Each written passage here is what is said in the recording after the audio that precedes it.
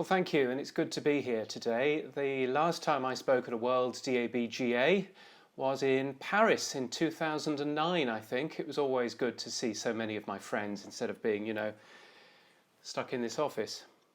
I'm talking to you from Brisbane in Australia, which is where I live now, and I wish I could show you around. Actually, you know what? Come with me. Australia is one of the oldest commercial radio markets in the world. It started in 1922 in Sydney in New South Wales. The first radio station here in Brisbane was for QG from the government, but by 1940 there were four more, including 4BC and 4BH, which are still broadcasting here today.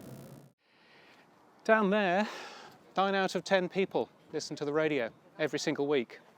9 out of 10 people. And actually that figure is the same in most countries in the world, however you work out the figures, whether through ppm or through diaries or through telephone calls. Video didn't kill the radio star, it turns out. And 4BC and 4BH are still broadcasting, still on AM, but also on DAB. As Joan Warner will probably say later today, 30.9% of all radio listening in Australia's capital cities is to DAB+. That's more than twice the amount of listening online. But radio is increasingly multi-platform, and it's why here in Australia, if you want a new radio, you'll find a great choice of DAB+ and internet radios at stores like JB Hi-Fi here. Although things are changing, this is the amount of radio listening over the last 20 years, and it's from the UK, not here in Australia. And it's pretty good. It's a nice graph. The total amount of radio listening hasn't changed that much until we see a breakdown of age groups. And when we look at that, it looks as if things are changing. Younger people are spending less time with the radio, at least in the UK. If you look at the devices that people use to listen to audio, and again these are UK numbers, then older people mostly listen to the radio. And young people, well, yes, they listen to the radio as well, but they listen to their smartphone more. And what we know also from the UK is that while live radio does really well on smart speakers and on computers, live radio does less well on smartphones. On smartphones, people listen to on-demand rather than live. A lot is changing in radio right now. Here's the ABC, a set of fancy studios here on Brisbane's South Bank. But a mixture of new technology and the pandemic has meant that lots of shows here and on commercial radio are coming from home.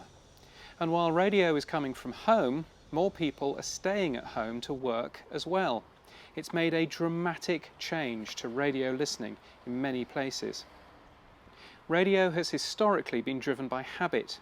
It's there when we wake up, it's there when we get in the car, it's there as a companion to work, to cooking or to gardening. But our habits have been forced to change by the pandemic. So this means that our media consumption changes too. While Brisbane has been fairly unaffected by the pandemic over the last few months, Melbourne is only now coming out of lockdown. And that lockdown really changed how Melburnians listened to the radio, seeing a dip for breakfast listening, but a real jump in mid-mornings to hear the latest numbers from local government, but also because people's day starts later if you don't have a commute. And those numbers are great news for radio because it really shows that radio is a thing that people turn to when they need to, in times of crisis, in times like the pandemic. But what it also shows is that the way that we listen to radio is also changing as well. It's changing away from the old-fashioned FM and AM and onto new platforms like DAB and the internet, but also online too. The future really is very much multi-platform. Podcasts don't, according to Spotify's own figures, harm music listening. But the extra time comes from somewhere. And different numbers from Edison Research seem to point to heavy podcast listening taking away from live radio. So as we've seen, radio is strong. 9 out of 10 people are listening to the radio every single week. But a lot of radio listening is now on new platforms, on DAB and online, and that will continue to be the case. audiences are demanding more choice and more control. So today, I'd like you to think about what content we make and whether the content we make works brilliantly on FM and DAB, or also on demand and on the internet. Are we right to take bits of live radio and chop it up and use that for on demand? Or are we better thinking about making great content that works both on demand and live on whatever platform our listeners are enjoying? Well, I hope you have a great day today, and I hope you chat about lots of things, and I look forward to being at another WorldDAB GA at some point in some country in the future. But for now, well, I'm not allowed to go anywhere, so I guess I should make some friends here, I suppose. Want some food? Do you?